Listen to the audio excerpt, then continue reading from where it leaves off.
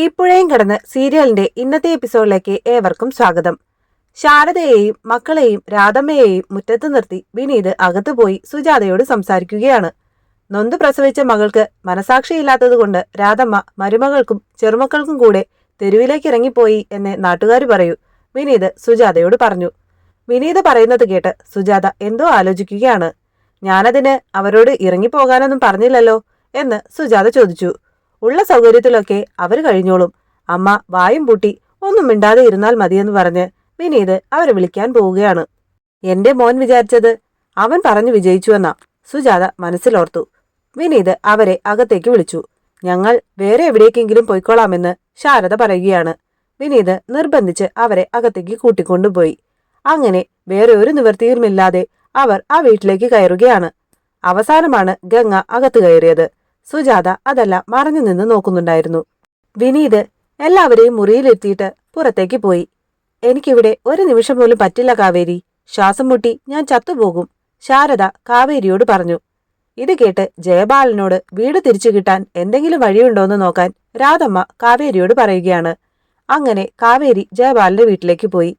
അവിടെ നടന്നതെല്ലാം കണ്ടിട്ട് പോയ ജയബാലൻ ഭാര്യ കേൾക്കാനായി കാവേരിയോട് ചോദിക്കുകയാണ്. എന്തിനാ നിങ്ങൾ സുജാതയുടെ വീട്ടിലേക്ക് പോയത്? നിങ്ങൾക്ക് ഇവിടെ താമസിക്കാൻ താല്പര്യമില്ലാത്ത സ്ഥിതിക്ക് എവിടെയെങ്കിലും ഒരു വാടക വീട് ശരിയാക്കി തരട്ടെ എന്ന്. ഇത് കേട്ട് അവർക്കിവിടെ താമസിക്കാമല്ലോ എന്ന് പ്രവീണ പറയുകയാണ്. അത് ഞാൻ പറഞ്ഞല്ലോ, പക്ഷേ അവർ വരാൻ കൂട്ടാക്കണ്ടേ?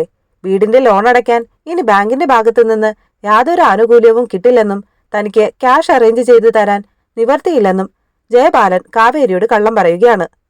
നില വിശക്കുന്നുവെന്ന് പറഞ്ഞ് ശാരദയുടെ അടുത്തേക്ക് വന്നു. വിശക്കുമ്പോ പരാതി പറയാൻ ഇത് നമ്മുടെ വീടല്ലല്ലോ എന്ന് ശാരദ ചോദിക്കുകയാണ്. അങ്ങനെ നിവർത്തിയില്ലാതെ ഗംഗ സുജാതയുടെ അടുത്ത് പോയി നിലയ്ക്ക് വേണ്ടി ഭക്ഷണം ചോദിക്കുകയാണ്. സുജാത ദേഷ്യത്തിലാണ് സംസാരിച്ചതെങ്കിലും എല്ലാവർക്കും വേണ്ടി ഭക്ഷണം ഉണ്ടാക്കിയിട്ടുണ്ട്, അത് കഴിക്കാൻ എല്ലാവരെയും വിളിച്ചുകൊണ്ടുവരാൻ ഗംഗയോട് പറഞ്ഞു. സുജാത എല്ലാവർക്കും ചോറ് വിളമ്പി. കാവേരി ഒഴികെ എല്ലാവരും കഴിക്കാനായി എത്തി. കാവേരി എവിടെ പോയെന്ന് സുജാത ചോദിക്കുകയാണ്. കാവേരി ജയബാലിന്റെ വീടിന്റെ കാര്യത്തിനായി പോയിരിക്കുകയാണെന്ന് പറഞ്ഞപ്പോൾ സുജാത പറഞ്ഞു. ഒന്നും കാണാതെ ജയബാലൻ ഒന്നും ചെയ്യില്ല. നിങ്ങൾ എന്ത് കാര്യത്തിനും ജയബാലിന്റെ വീട്ടിലേക്കല്ലേ പോയിക്കൊണ്ടിരുന്നത്? ഒരു കുടുംബമായിട്ട് കഴിഞ്ഞതല്ലേ, എന്നിട്ടെന്തേ അവൻ വിളിച്ചില്ലേ അങ്ങോട്ട്?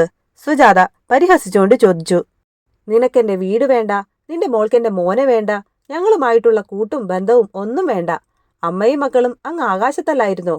നീയും മക്കളും ഇവിടെ നിൽക്കേണ്ടത് എന്റെ ആവശ്യമാ. കഴിഞ്ഞു പോയതൊക്കെ ഓർത്ത് നീ ഒന്ന് പശ്ചാത്തപിക്കണം, അതുകണ്ട് എനിക്കൊന്ന് സന്തോഷിക്കണം.